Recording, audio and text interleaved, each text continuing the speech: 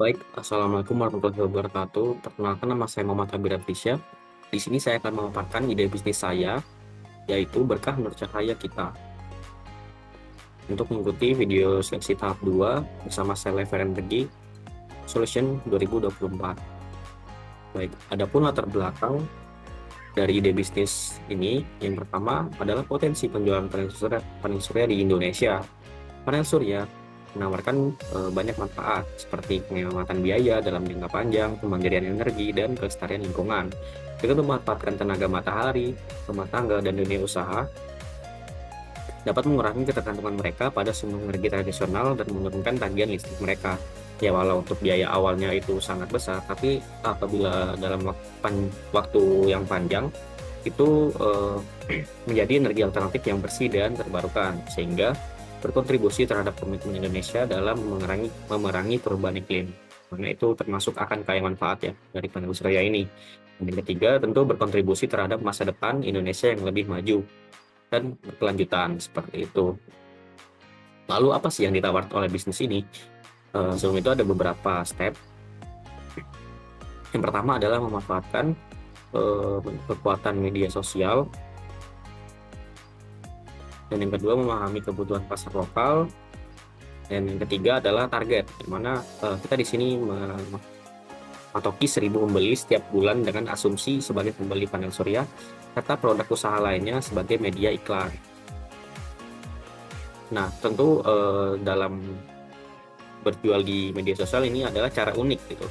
Dengan memanfaatkan kekuatan media sosial, dalam era digital ini hampir setiap orang memiliki akses ke internet dan menggunakan media sosial seperti Facebook, Instagram, Twitter, ataupun TikTok ya, seperti itu.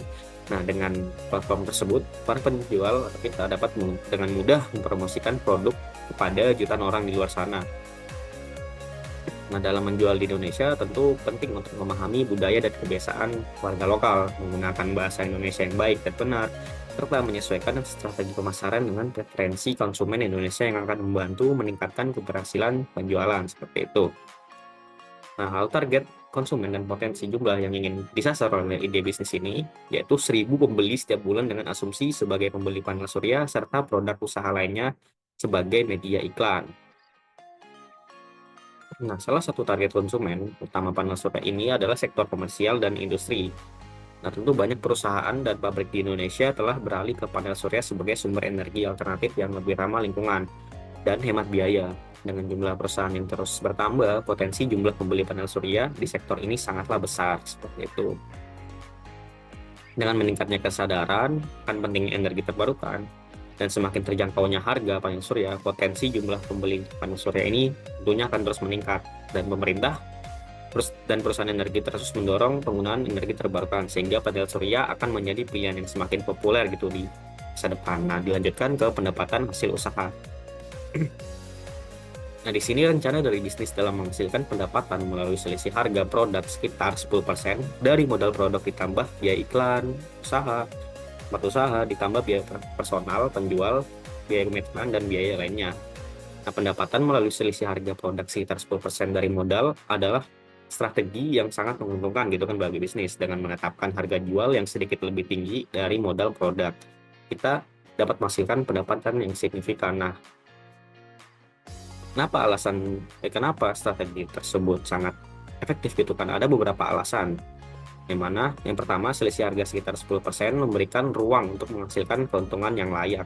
Dan ini memungkinkan bisnis untuk menutupi biaya operasional dan memperoleh laba yang sehat. Dilanjutkan, yang kedua, selisih harga ini juga memberikan fleksibilitas dalam menangani fluktuasi pasar. Nah, dalam situasi ini di mana harga bahan baku naik atau biaya produksi meningkat seperti itu, selisih harga yang mencukupi akan memastikan bisnis tetap menguntungkan. Dan yang terakhir, selisih harga yang wajar juga memberikan persepsi nilai yang lebih tinggi kepada pelanggan. Mereka akan merasa bahwa produk yang mereka beli ini memiliki kualitas yang lebih baik karena harganya sedikit lebih tinggi dari produk sejenis gitu ya, ada selisihnya.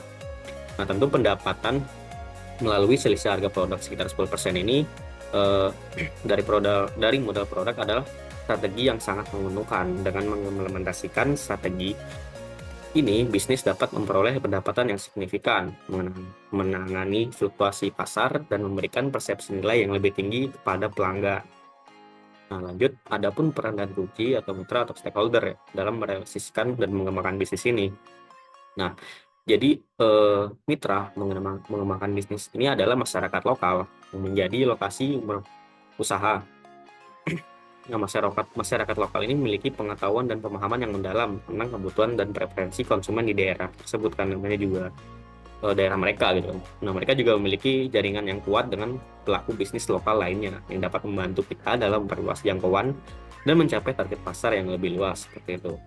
Nah, selain itu, mitra lokal juga dapat memberikan tentang peraturan dan kebijakan lokal yang mempengaruhi operasional bisnis kita, dapat membantu dalam menghindari masalah hukum ataupun administrasi seperti itu kan, serta memastikan kepatuhan terhadap aturan yang berlaku.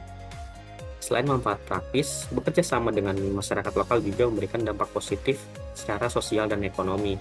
Nah, dengan melibatkan masyarakat lokal dalam bisnis, kita dapat membantu meningkatkan kesejahteraan mereka dan memberikan peluang kerja juga, insya Allah. Nah, hal ini dapat menciptakan hubungan saling menguntungkan atau simbiosis mutualisme gitu kan antara bisnis dan komunitas lokal yang pada gilirannya dapat meningkatkan citra dan reputasi bisnis.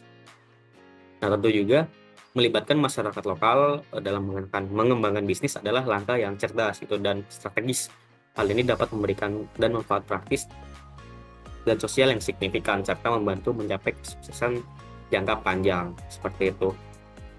Nah, mungkin itu merupakan isi dari presentasi ide bisnis ini, yang mana apabila ada salah kata mohon dimaafkan. Wassalamualaikum warahmatullahi wabarakatuh.